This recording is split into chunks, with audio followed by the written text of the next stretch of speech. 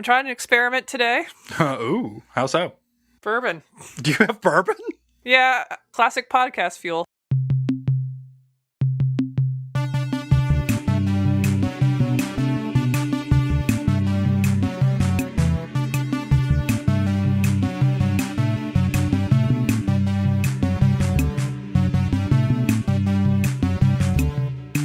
So, some follow-up from our mini episode.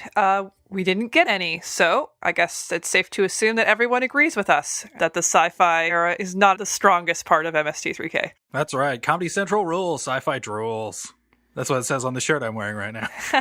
I actually have some follow-up I'd like to bring from not the mini episode, but our last episode, which was Future War, about Christian movies. It turns out, Christian movies are a big, big, big industry. In fact, there is a Netflix imitation called Pure Flix, strictly for Christians, and they have over 6,000 titles. So, do they have, a Christian-themed Stranger Things on there? Do they imitate all of Netflix's programs? I don't know. I'd have to get a monthly subscription to find out, but it looks like a lot of it is original content. So that's an interesting component. Also, the debate we had about the quality of Christian content, it's actually something that the Christian community debates quite a bit. So on the one hand, there's some people who question the wisdom of creating a completely separate anti-secular bubble of content and not engaging with the secular world directly.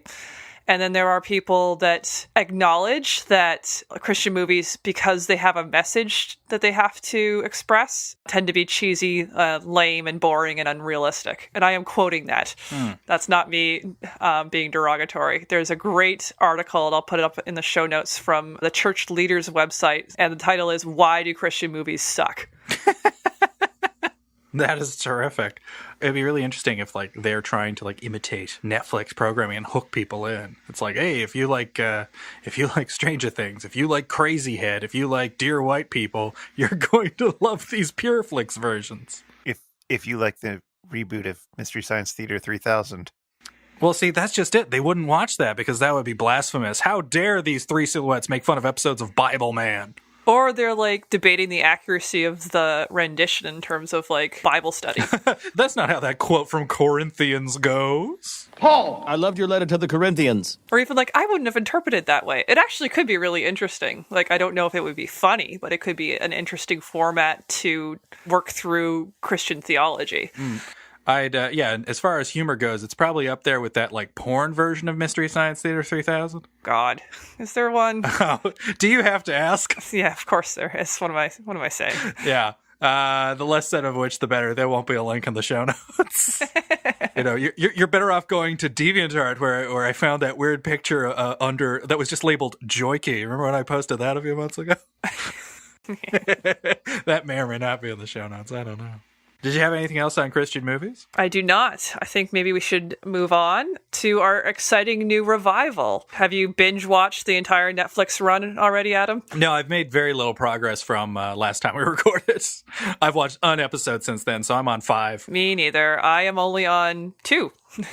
I didn't want to go ahead because I just kind of wanted to keep that suspension about, because it seems like they're actually having a slow-burning plot over the host segments, and so I didn't want to get too far ahead in terms of what happens with, say, Cynthia or the relationship between Joan and the bots. So that was a deliberate choice on my part. I think that's fair, and I think I might actually end up doing the same. I just I jumped ahead, so 2 of the 5 that I have watched are experiments that I really wanted to see riffed. I watched the finale because it was a movie with both Doug McClure and Peter Cushing in it, and I thought, okay, yeah, I have to see this. And that may or may not have been the second. I may have watched that before Cry Wilderness, actually. I may have been you know what? I gotta jump ahead to the finale. Nice. And I watched an episode called Carnival Magic, which many are labeling as kind of Coleman Francis level unwatchable and too painful to do. Whoa. And the reason I watched it is just to check and see if this was a movie I had seen before, and in fact it was. You watched it without the Misty treatment? Yeah, I watched it without the Misty. It's a 1970s long forgotten movie about a talking ape and his magician pal. And my friend Rodney, who I watched it with, described it as like, yeah, I don't think this was ever released on video. I'm not sure if it was ever released in theaters. And so we just sat down and watched this kind of like almost home movie quality production. But I didn't know if it was the same movie. And yeah, it was just shocking to see this thing that like only briefly existed in my life at like 3 a.m. watching movies with a pal is really there and is now kind of cemented forever on Mystery Science Theater. And what did you think of the series so far? Like, did you even want a season 11, or did this fill you full of dread when they announced it? Both of those things. I was like, I did and I didn't. Like, I'm glad that like new people will be discovering Mystery Science. That's nice. Mm-hmm. That's the one thing about revivals and reboots and all this sort of nonsense that's kind of like heartwarming. Is that sometimes a new generation can kind of fall in love with these things or kind of discover them and then like dig back into the old stuff too. There's a lot of fun with this. So I kind of like that aspect of it. But as I said, like some of the early announcements kind of filled me with dread. And this is strange, but I remember talking to a friend of mine a few years ago, and it was prior to all announcements about the revival. And I had just started listening to the Flophouse, which, of course, is co-hosted by head writer Elliot Kalin. Mm-hmm. And I remember telling him, it's like, man, I don't really need Mystery Science Theater to ever come back because, like, I have the Flophouse, which is, you've got a normal human guy in the form of Dan McCoy, and you've got, like, 2 crazy cut-up characters in the form of Kalin and Stu Wellington there. Like, who needs it? I got this new thing now.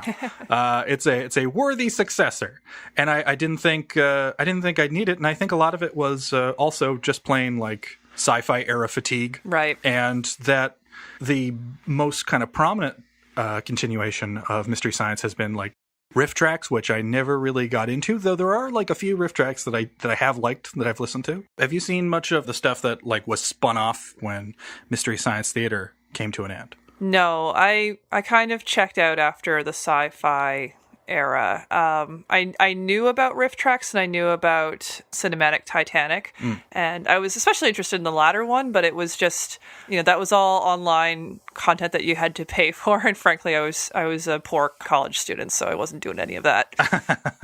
I enjoyed what I saw of that. In the early episodes, you can tell they're kind of building a world there that like it's perhaps unsurprising that like something with Joel at kind of the head of it is kind of like full of a bunch of ideas and throwing them at the wall and kind of seeing what sticks. Right. But they make a switch to live shows about halfway through their run, and that's a very different vibe, but it's a lot of fun. Like the live shows are almost kind of better in a way. If anyone was to watch one, I'd recommend because Shout Factory is going to be putting them out on DVD soon. Oh, cool. Yeah, there's a live show called East Meets Watts, which is just an old action movie from the 70s that is super, super funny. But that's not the only one. That's not the only Mystery Science kind of revival or connected thing that came out, because there was also, and you have no excuse for not seeing it because it was totally free, the Mystery Science Theater 3000 animated series. Is that Jim Allen's project? Yep. Yeah, I saw one. Tell me about that, Beth. What did you think of that? I think I will just borrow a line, one of my favorite lines from Mystery Science Theater 3000 ever. It was like watching an aquarium. Very recently, someone tweeted at Bill Corbett. It's like, hey, you guys should riff the Mystery Science Theater 3000 animated series. And he replied, I'd rather riff my own death. Fan response to this was universally negative. Although it is funny if you look back on like old threads where people are talking about this, there's still a small minority of like, you know what, give it a chance. There was some good jokes in there. And you know what? I think that if you give it like a couple of years, just like the original show, it'll get really good. There's always someone who's like that. Yeah. In one of these threads, and we'll have a link there in the show notes, the animator behind this, Shadi Patowski, is actually commenting and giving like a little bit of behind the scenes info, sometimes after a party. So it's like, I'm not sure how honest I should be here, but here goes. Essentially, like they're working on like a really limited budget, surprise. And so that's why you have these really cheap looking flash animated bits. So this would have been pre-YouTube then, right? Yeah, these were hosted exclusively on the website. Like I remember just clicking onto MST3K info one day, and the very first thing I saw was a cartoon in which a crow was fishing. and it was terrible. They are really painful to watch. It's one of those things where, like, if you watch those, you perhaps won't feel so bad about, like, the sci-fi era host segments. Right.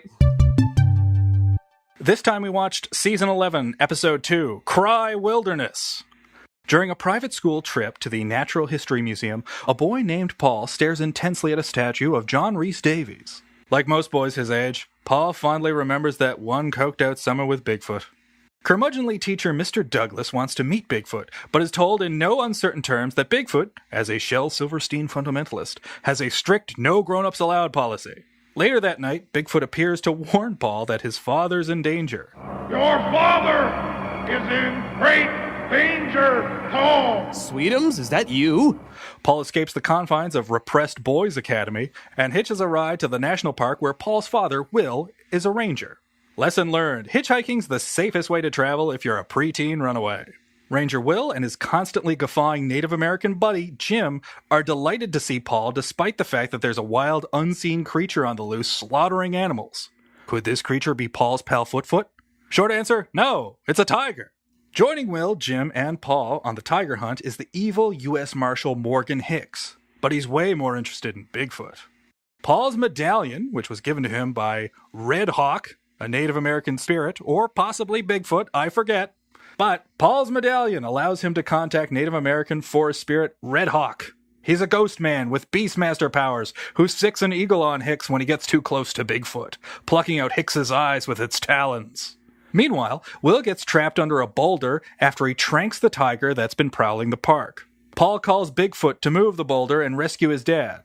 But wait, Will wouldn't have had that boulder land on him if he didn't chase Paul into a cave, and Paul wouldn't have gone into that cave if Bigfoot hadn't sensed a disturbance in the forest, prophesying Will's fate. If Bigfoot can sense the future, couldn't he just protect Paul from danger whenevs? Is this supposed to be a self-fulfilling prophecy time loop thingy? Was the Oedipal imagery with Hicks a visual clue to all this? Forget it. With the tail of the loose tiger behind him, Paul's sent back to school. In an epilogue with Paul and Mr. Douglas, Bigfoot's discarded his no grown-ups allowed policy for Christmas. Mr. Douglas joins Paul on an adventure with Sasquatch in the big city. Now, Beth, that's what happened in Cry Wilderness, but what was the gang up to in the Satellite of Love? So in the opening segment, the now ceiling-oriented gypsy attempts to drop some tools into Crow's head basket, which experienced fans will know is actually a repurposed lacrosse head. It doesn't go well. After the opening sequence, oh look, the invention exchange is back. Jonah and the bots combine a Thanksgiving turkey with a theremin, which makes unpleasant squeaking noises when carved. But the trophy for Best Invention Exchange has to go to the Mads, Kinga and Max, who expand on the famous Carvel cake mold used for both Santa and Fudgy the Whale. The mold provides a template for such beloved new cakes as Dust Devil Vacuum, a bag of laundry, and a lamprey. And kids love bag of money! In the next segment, inspired by the rambunctious baby raccoons in the movie, Crow and Tom don raccoon outfits and playfully destroy everything around them, which escalates to Crow banging on a propane tank and Tom taking a bat to a beehive, while Jonah, in imitation of the human actors, laughs loudly and unconvincingly at their antics. In segment 3, the bots interrupt Jonah's desire to go on a spacewalk to discuss the movie's confusing geography, which includes SoCal Tropicana, Aspen mountain ranges, and redwood forests, within an apparent 1-hour drive of each other. Jonah's explanation proves to be equally incoherent. Segment 4 features a cameo appearance by the sci-fi Mads, Pearl, Bobo, and Brain Guy, which is fine, until Bobo starts VR grooming Max. Ugh. We are also introduced to Pearl's android replacement, Cynthia, designed to give Kinga the familial approval she will certainly not get from Pearl. And in the final segment, Crow and Servo attempt to get the keys to Jonah's rocket ship back by pretending to be the magical Indian from the movie, which seems to be working until Kinga shows up. Beth, what did you think of this episode? The episode is fun, and the riffs are great, and the movie is fun. Yeah. It's good. It's fine. It's great.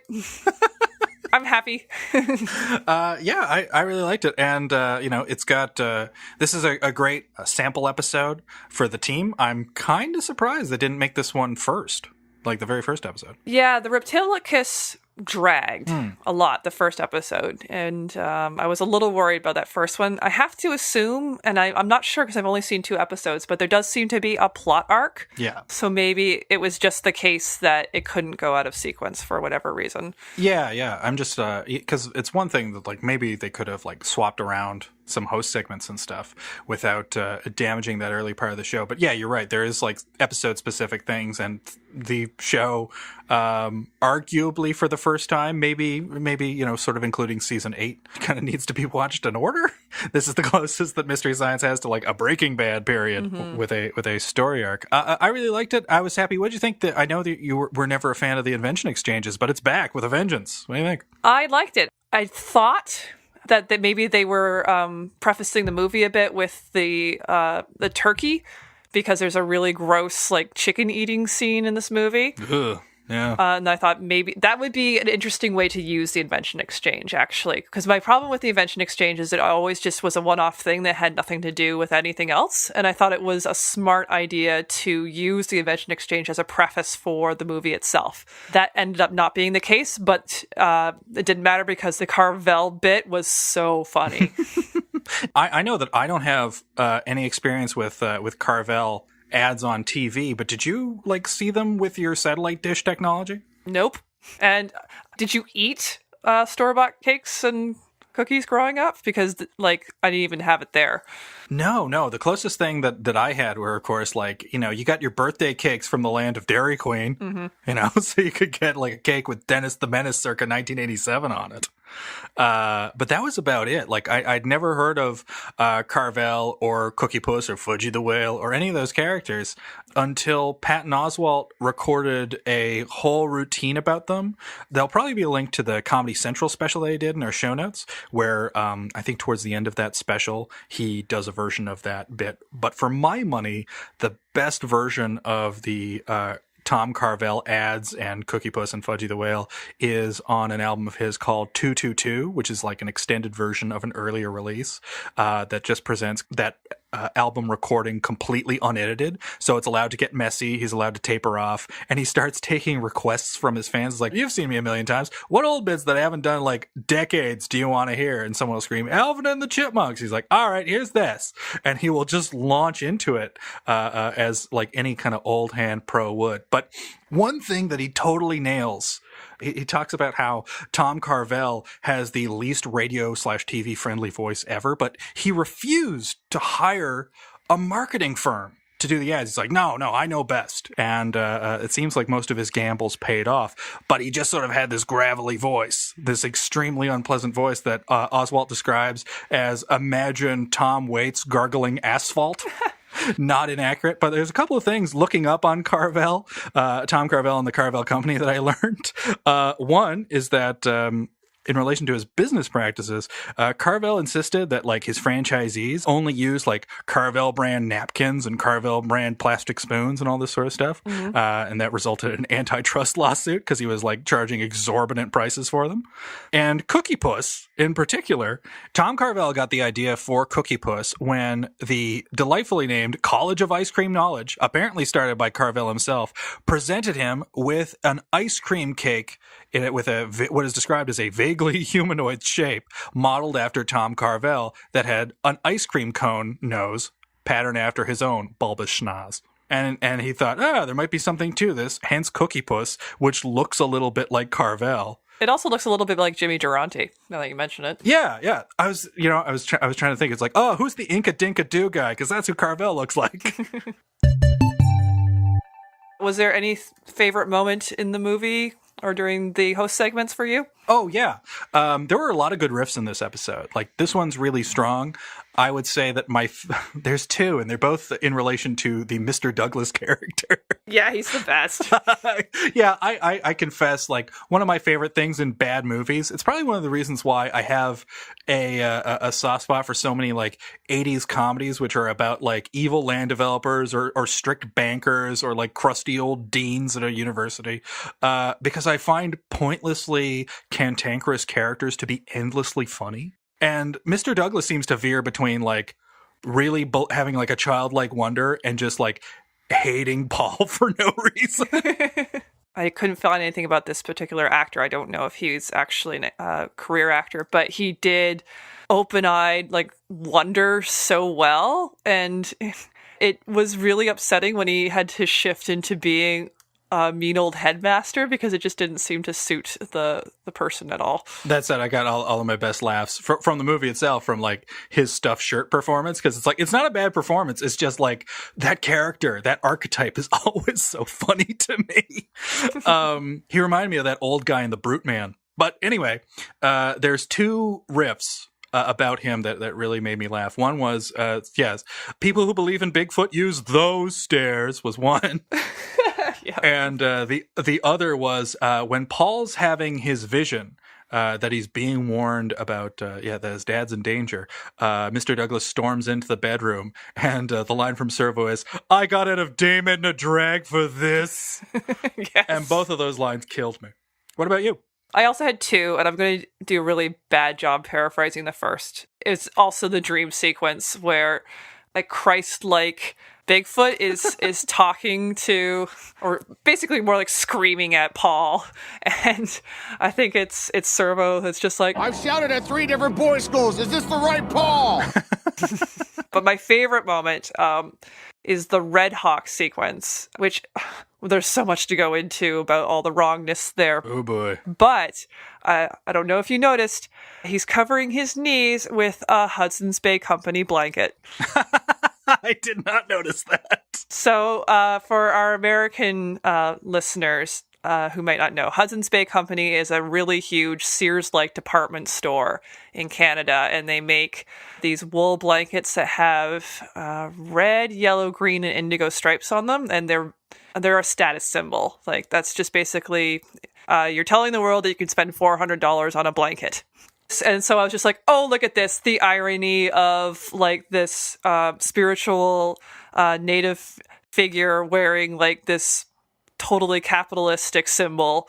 However, then I had to check myself because I did some research on the Hudson's Bay Company, which of course started as a trading company in the 1600s. And this was actually something that was traded to native tribes. And it was something that native tribes, especially on the West Coast, which is where this movie takes place, very much coveted because they're very warm and they dry quickly. And they had the Haida and some of the tribes in the area had special names for them. So actually, it turns out maybe there was something appropriate about Red Hawk having a Hudson's Bay blanket. Yeah, well, that's certainly one case of prominent product placement in the movie, but the most prominent would definitely be Coca-Cola. Yeah, so Coca-Cola is heavily featured in this movie when the characters come across Bigfoot's lair. It is absolutely littered with Coca-Cola cans. Like, it's strewn about like some kind of horrible tailgate party gone wrong. And it apparently was all brought over by Paul to give to Bigfoot as his inauguration into the modern world. Did they sponsor this? Because I know that Coca-Cola actually got into film and TV production for a while. Coca-Cola was such a generic, it was so ubiquitous in the culture that I wonder if they even bothered. Good point. Because it's something that might be hard for younger viewers to understand, but people drank this stuff like water. It was impossible to get away from. It was as normal to drink Coke as it was to drink coffee. Yeah. As two olds who were born in the 80s, we can attest to this. It's so hard to get into that mindset now, and there's all kinds of theories about why like the essential unhealthiness of refined sugar was suppressed for so long and people just focused on fat instead. But, nobody thought it was good for you, but it was relatively benign. And so you could buy this stuff. Like my high school had a couple Coke vending machines. And the only reason I didn't drink them was because I was a Pepsi girl. It's just one of those things when you look back, it's like, how did people not figure out why all this lung cancer was happening? Same thing, like, how did people not figure out why everyone was getting type 2 diabetes? Yeah, I had a similar resistance to Coke machines, even though, like, yeah, I think they, like, of course, they, like, subsidize schools. I think that was part of it. Major thing, yeah. Yeah. But please tell me that you are working on a young adult novel called But I'm a Pepsi Girl.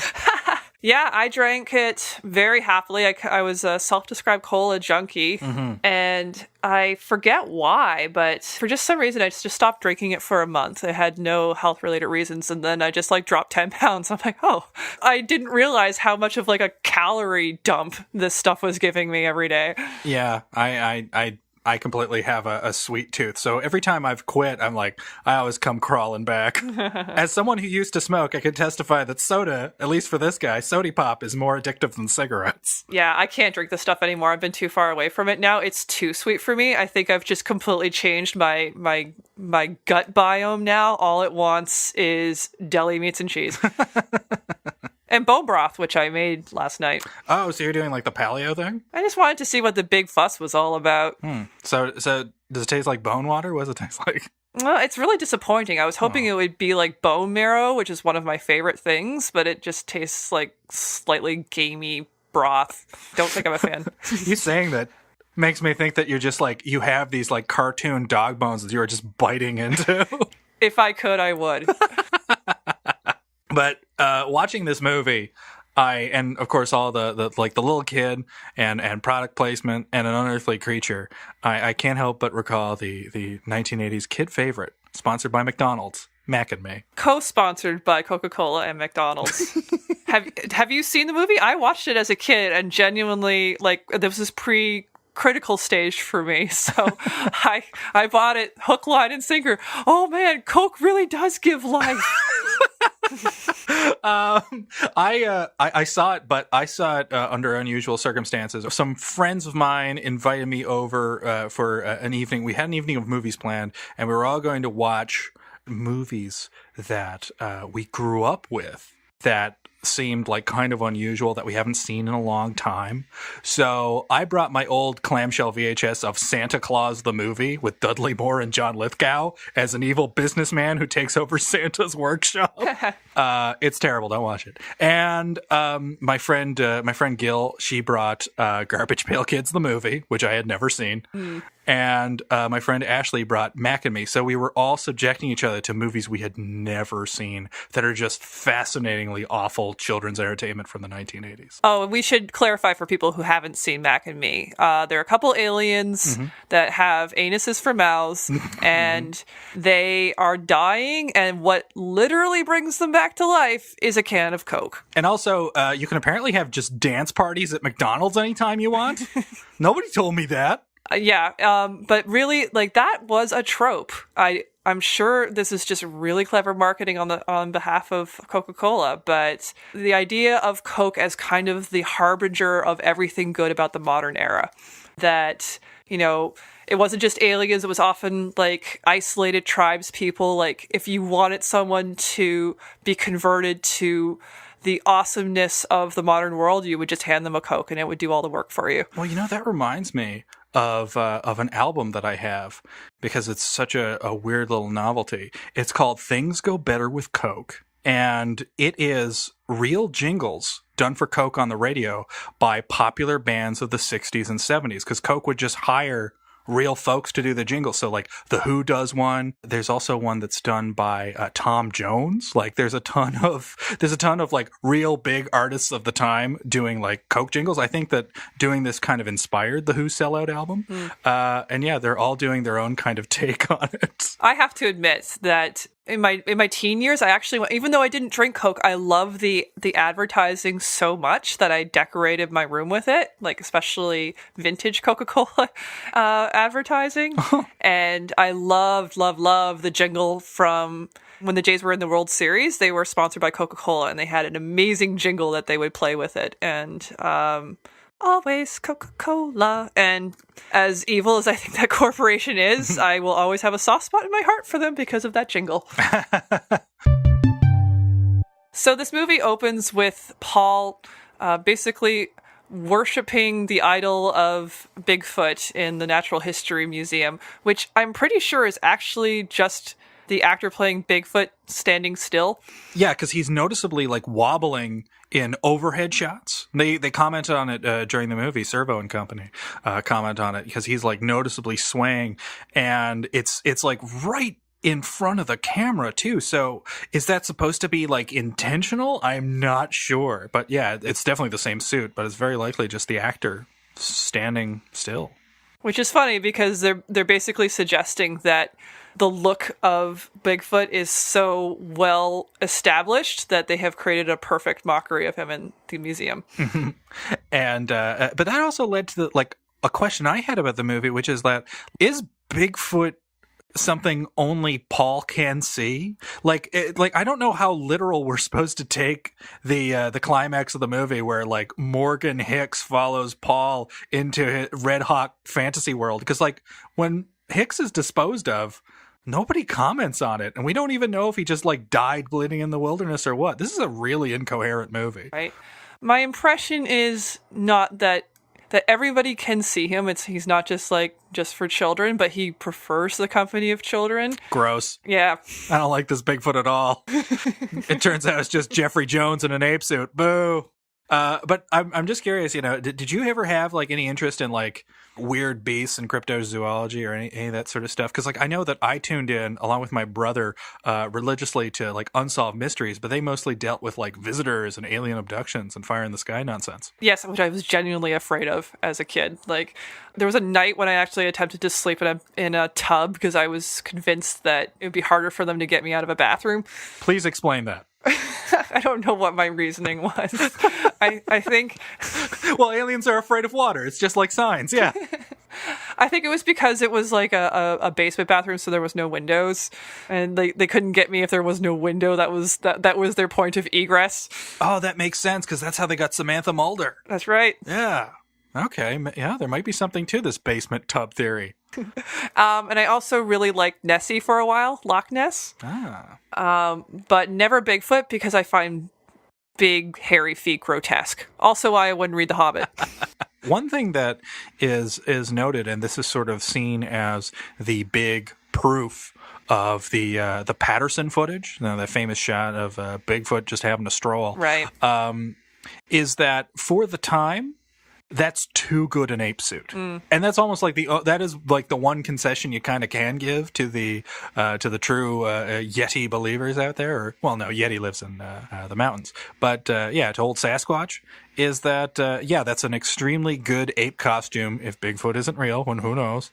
But yeah, I never. It's funny. I've just never been a believer in that stuff. However, my skepticism is always tempered by the fact of this little asterisk, which is, but it would be totally fun and amazing if those things existed, and I hope they do. Like, I don't believe in ghosts, but I really hope ghosts are real. Right. Because what a fun, crazy world that would be. Yeah, and I forget what podcast it was. I think it's Snap Judgment. If I can find it, we'll put it in the show notes. But they also mentioned about the Patterson footage. And I did some research on belief in things like cryptozoology, which is easy to dismiss on its face. But it's actually the case that like belief in these kinds of things like ghosts or ESP or anything like that, it's not tied to education. So you're just as likely to believe in Bigfoot with a PhD as you do with someone who dropped out of high school. So this dismissal of people who believe in these things as being dumb or, gullible, it doesn't really line up. It's coming from something different. And I think there's a lot of confirmation bias in people who study cryptozoology and things like Bigfoot. But I still don't think that it's something to completely dismiss out of hand. And I go back to the Snap Judgment piece. I think it was a scientist who takes that Patterson footage very seriously because of the loping gait of the figure, which he says is not the way humans walk. Yeah, that's true. Like, it makes a good case, that footage on its own, because again, like, if that ape suit existed, someone would have sold the ape suit or tried to make it. But like, if you've seen like comparable special effects at the time, look at the Planet of the Apes movies. Those apes are not as convincing as Bigfoot. Like, Bigfoot looks great. Or even what is that movie called? Murders in the Rue Morgue. 2001. No. Good. Yes. 2001. They also have ape suits that, like, even though that is a really high-end movie, they're not very convincing ape suits. No, they're like the best that the time could do, but yeah, not the best. Which I think is 1969. Is that when that is? I think it might be a little. You know what? I actually have the DVD right here. I'm going to walk over. This will be 2 seconds. All right. Are you all right? This is some great Foley. Alrighty, so looking at my DVD, which stands for Dick Van Dyke. Let's see. Copyright. Okay, 1968. Yeah. Okay. Pretty close. Yeah, so, I mean, which is Patterson footage came out around that time too, I think, so. Yeah, and if not earlier. But it's very convincing, like, in terms of that. And I know that it's a little shaky and a little washed out, which actually adds to the convincing aspect of it. But you're right, there is a certain kind of like class prejudice, at least on principle, with believers, for lack of a better term. Because I think the stereotype, at least in terms of like both alien abductions and Bigfoot, is that because they typically occur in rural areas. Mm-hmm. You don't hear of too many big city abductions, nor, sadly, any time that people have seen like Bigfoot walking into Walmart at 3 a.m. because that would be super cool. He came in and he bought an inflatable bed at low prices. Well, that's the thing about cryptozoology and just belief in these kinds of creatures is there is something to be said about it happening on the edge, right? Of some kind of liminality going on there when you're encountering nature, and that seems to be where these strange mythos tend to happen. Like, even in cities, like with the Chuds, they're in the sewers where you can't get to easily, right? Yeah, and presumably they're not attacking you because, like, the Ninja Turtles are too busy fending them off. Right. Over a stray pizza. But even though there are so many people who, when they're talking about their sightings, they're usually just salt of the earth folks. That's usually what you see in like documentaries or when you're reading reports about experiences like that. They could kind of come from any walk of life, but because they occur in rural areas, they aren't always like university or college educated. There are a lot of experts who I think sell themselves very well from what I've seen, because like I said, I find this interesting and I want to believe. Mm-hmm. I guess I'm half Mulder in that sense. I want to believe, but I don't. I haven't seen anything like convincing, but like as soon as there is, I'm like totally on board because like I want there to be weird stuff in the world. But I find that a lot of people make compelling cases and certainly don't come across as crackpots, so that when you hear these stories, you're like, oh, I hope there are ghosts. Like, I actually get my fingers crossed. It's like, oh, maybe there's like weird energies and creatures out there, because that is a fun world to live in. Yeah, like I'm not as agnostic about these kinds of things when it comes to conspiracy theories, like 9/11 was an inside job or anything like that. I actually, oh no, that's just for kooks. Yeah, I actually find that reprehensible. So it's just that what's going on here, I think, is not a desire to be smarter than everyone else, which I think is what fuels a lot of conspiracy theorists, but it's just, a willingness to put yourself out there and believe in something that a lot of people find ridiculous. And I think there's a lot of bravery there. Yeah, I would totally agree with that. And you're right. I'm also of the same mind when it comes to conspiracy theories, because they're always extremely obnoxious. And in the case that you mentioned with 9/11 being an inside job, like utterly like gross, just stomach churning. Like, if you're going to have like kooky conspiracy theories, why not just limit it to like movies that may or may not be about how the moon landing is fake? Yeah, exactly. Just leave it to that. It's like, oh yeah, maybe when Stanley Kubrick made Eyes Wide Shut, he was actually talking about the Freemasons, or maybe not. Who knows? Well, speaking of wilderness creatures, there was a lot of animals in this movie, and I felt sorry for all of them. But in particular, one of the marquee animals in this movie was the raccoons. I hate raccoons. I don't know about you. Do you hate raccoons? I hate raccoons. I hate raccoons. I hate all of them. I'm not fond of raccoons because they are like, yes, they are cute. They are cute. I was actually horrified the entire time. You see like Paul and Will cuddling them, and there's a few times when you can actually see like one of them is trying to like bite them at different points. Yep. Too. Like they start like nipping at them, because like these are wild, hideous, terrible creatures. They have terrible insides despite their cute kitten-like appearances. I couldn't figure out why the movie was so kind of in love with them. There's the moment where they introduce Hicks, where he's like eating this disgusting roast chicken, and it's implied for half a second that he like baked a raccoon alive and ate it. And I was like, good. put them in their place. That's silly. In the big city, you obviously have had trouble with raccoons. They're getting into your garbage. They're doing all sorts of nonsense. Well, how can you love these beasts? Okay, yeah, it's so funny because I grew up in the country, not in the wilderness, but wilderness adjacent. Yeah. The wilderness was behind a cornfield. You're in the wilderness suburbs. Yeah. But I have had far more raccoon encounters in the big city of Toronto than I ever did, like growing up for 20 years near what is supposed to be their natural habitat. And yes, raccoons own this city, and it has actually been proven the new Planet Earth series, Planet Earth 2. They have an entire sequence about Toronto raccoons because we've actually unintentionally bred them to be super intelligent. Oh no, my worst fear. They're actually smarter than their like natural cousins because they've had to learn to live in a human-made wilderness. And I've seen maps of their territory, and they like it looks like a suburb property. Like they have their own little like postage stamp hot pockets that are in everybody's backyard, and the only places they're not are in public parks because there's no food there. Yes, I have had lots of encounters in Toronto for waste disposal. We have garbage recycling, and then we have a green bin for compost. And oh my, do they get into those compost bins?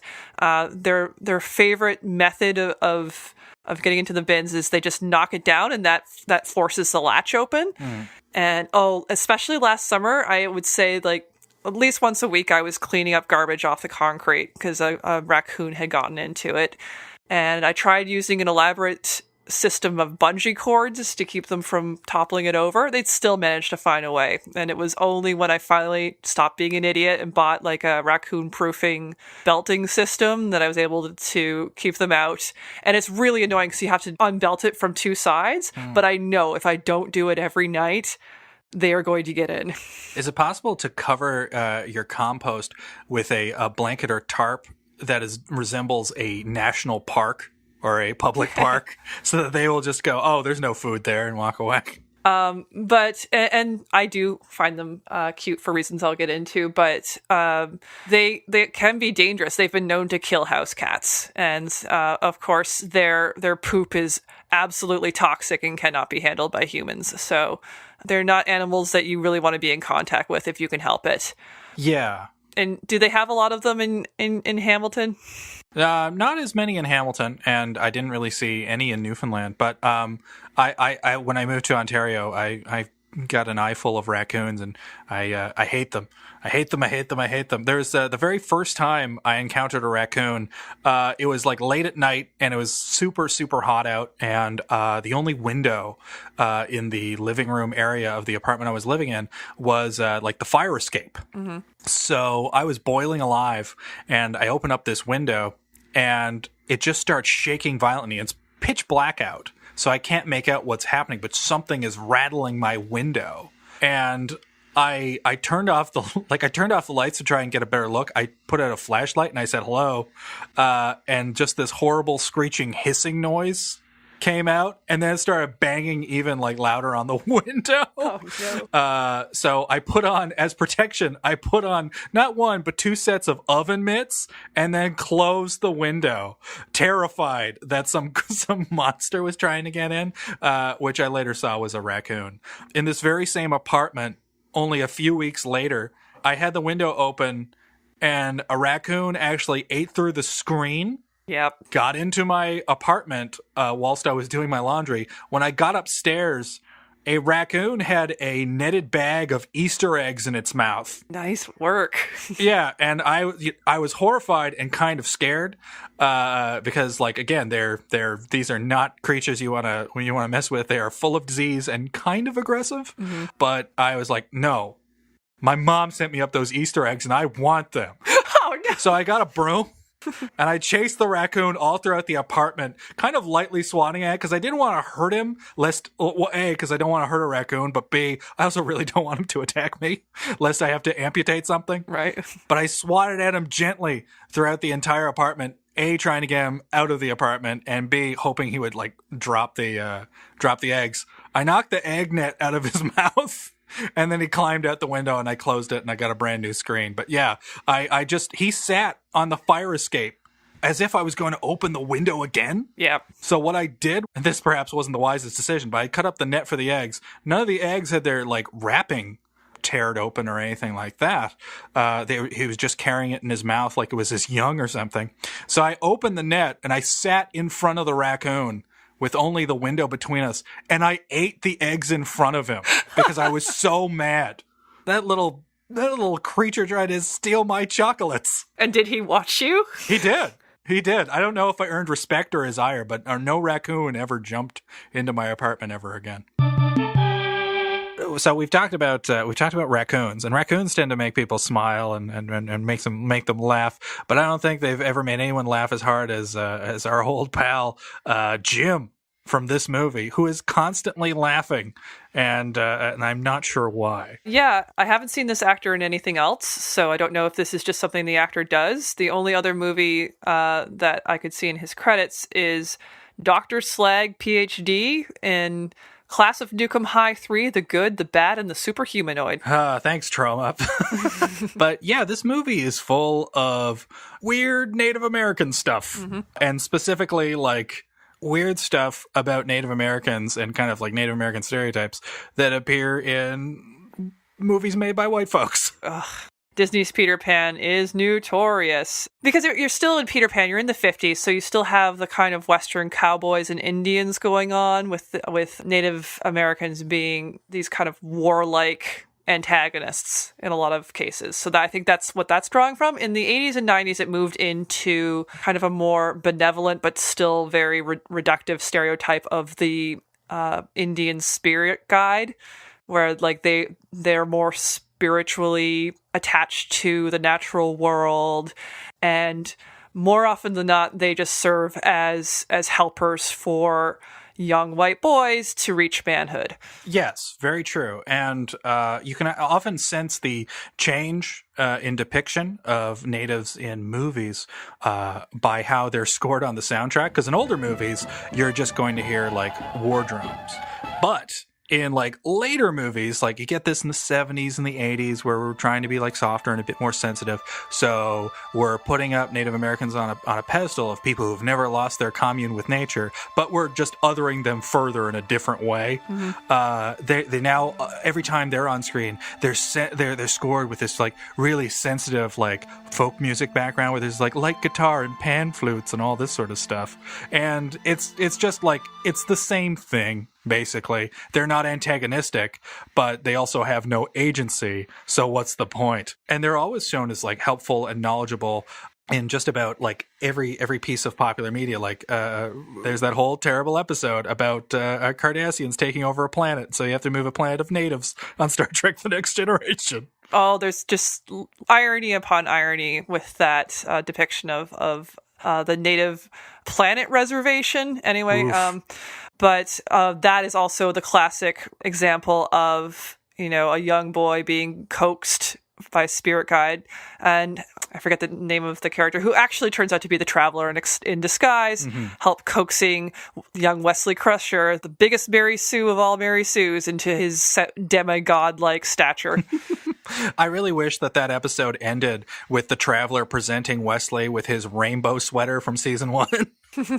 Here, you'll need this. This is your ultimate form. Yeah, I've achieved rainbow Wesley form.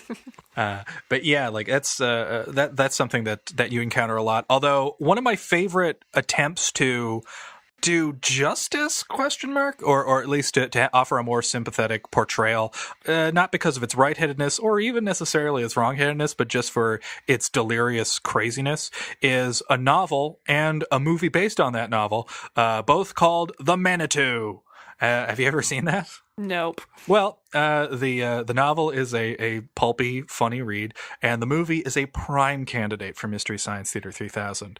A charlatan psychic, played by Tony Curtis, discovers that his ex-wife has a cancerous tumor, but it's not just any tumor. The tumor is actually a Native American evil spirit called the Manitou, that is being born again in this world. So he contacts a medicine man. Oh, gosh. And they determine it's like, oh, that's no tumor. That's a Manitou. So they enter outer space from a hospital while a dwarf that represents the Manitou's early stages starts dancing around and shooting lasers out of his hands. This sounds incredible. What I'm saying is the Manitou is the best movie ever made. Yeah. Yeah, it just seems like such a ubiquitous trope that I'm having trouble coming up with any other examples, but I just know it happened a lot, to the point where Wayne's World 2 relies heavily on it as one of their running gags. Oh, yeah. The weird naked Indian, which, in retrospect, yes, quite offensive, but I also remember there was another low-budget B movie that my dad brought home one day, and I can't remember the name of it, but it's a similar thing where a young boy and his friends get kidnapped by some ne'er-do-wells, and the kid is secretly, doesn't know it, but he's got some Indian blood in him, and that gives him the powers to escape. And I just remember at some point it's told to him that, I forget the tribe, but the native warriors survive a month on a single piece of jerky. And I just remember, I must have been like 7 or 8 at the time, I was just thinking, well, how big is the jerky? There was one thing I wanted to bring up about Jim, is have you ever heard of pseudo-bulbar effect? No, I have not. Okay, I had to look it up because I thought maybe a relative of mine had this because he thought he was king of the elephants, but that's pseudo-bulbar effect. I was just about to make that joke. It's impossible not to. It's this weird condition that specifically comes you're characterized by constantly laughing or crying, and it's often inappropriate. You'll just suddenly do it, and the most common form of this thing, which often occurs when you have a lesion on the brain, comes when you have a brain injury. So that's usually a lasting kind of side effect and a sign that you might have a serious brain injury. Alternately, it's also been known to be a clear signifier when it's not a brain injury of borderline personality disorder. So something's wrong with Jim, and it's one of those two things. This reminds me briefly where I must have been 11 or 12, and we were watching this PSA in our library at school about hepatitis B. They had this song goes, "Hepatitis B is a real bad rap." And You're right, that's not a good rap. And I could not stop laughing, and nobody else around me was laughing, and to the point where I had to leave the room. And a teacher was actually really worried. She's like, are you okay? I'm like, I just can't stop laughing. And at that point, I didn't find it funny anymore. And she goes, "Oh, that's often a sign of puberty." Oh, yeah. And I hadn't really started yet. So it was just oh. And she was right. The next day I got my period.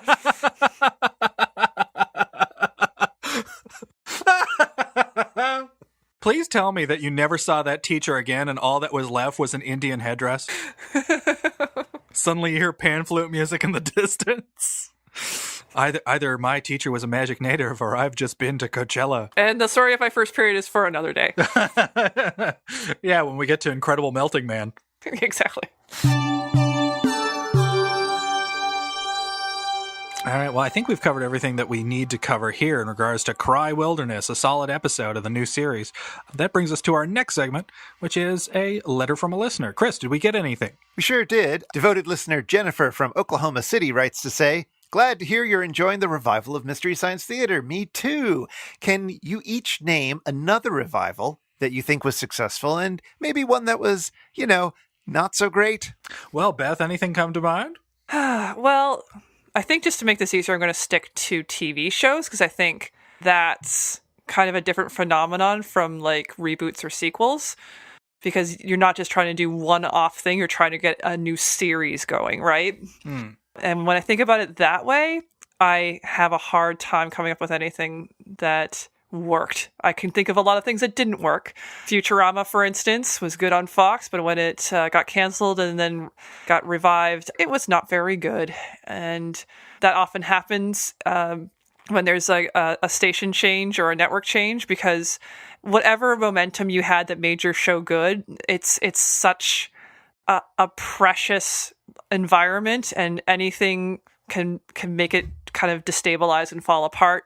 Another example is Community. Once it lost a couple of years and went on to, I think, Yahoo, it had just lost whatever spark it had. Some shows retain kind of the same level of quality. And I think one of the examples is The Critic. It moved from ABC to Fox, and it lost something there, but also gained. It became a little zanier. It became a little nicer, too, which I think they just hated their own main character a little bit too much in the ABC version of that. And of course, I think The Next Generation is way better than the original series. So maybe that would be the one revival that actually worked out pretty well. Yeah, there you go. So you never know how these things are going to work out. A lot of them are super, super cringy, like, the new WKRP or the Munsters Today. Mm-hmm. So the worst example of a revival I can think of is the Ren and Stimpy adult party cartoon.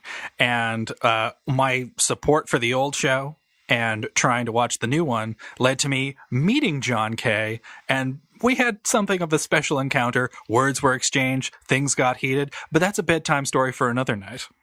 A better revival, I think, is Star Trek themed. I think the Star Trek movies, like the first 6 movies with like the original cast, they're a lot better than the original series. And I kind of have a greater fondness for them than I have for like any of the TV shows. Well, that's an interesting take. And I'm hesitant to call the revival of Mystery Science Theater 3000 a complete success because I've only seen 2 episodes, but I've actually been recommending it to people who have never had any encounter with Mystery Science Theater 3000 and feel like they've missed the boat. Like they knew it was a phenomenon, but probably because they're Canadians and didn't want to actually purchase tapes from some weirdo on the internet. They never got into it. And I'm very happy to say, well, you can go on Netflix now.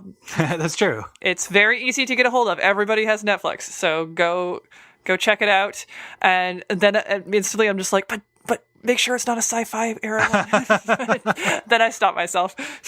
Yeah, who knows? Maybe they'll like Future War or something. Although that seems odd to me.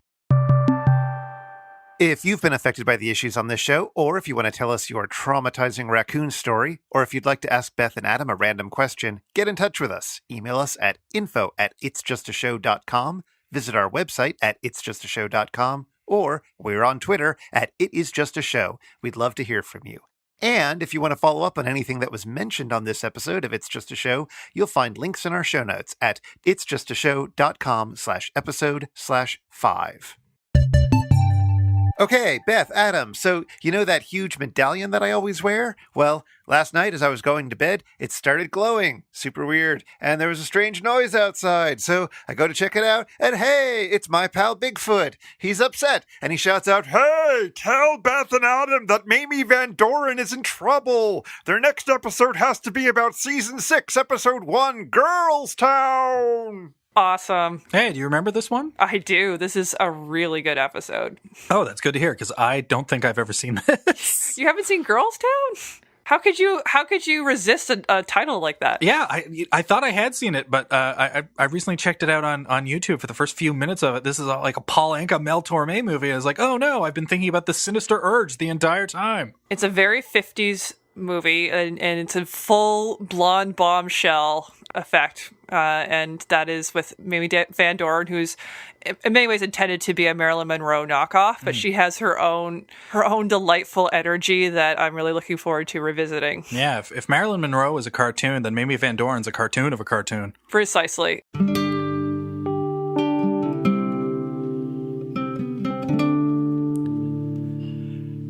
We are all someday going to die. So why on earth should we bother to try? Just sit back, relax, and forget it and sigh.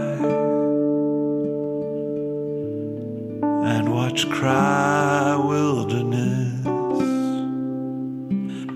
Cry Wilderness, cry.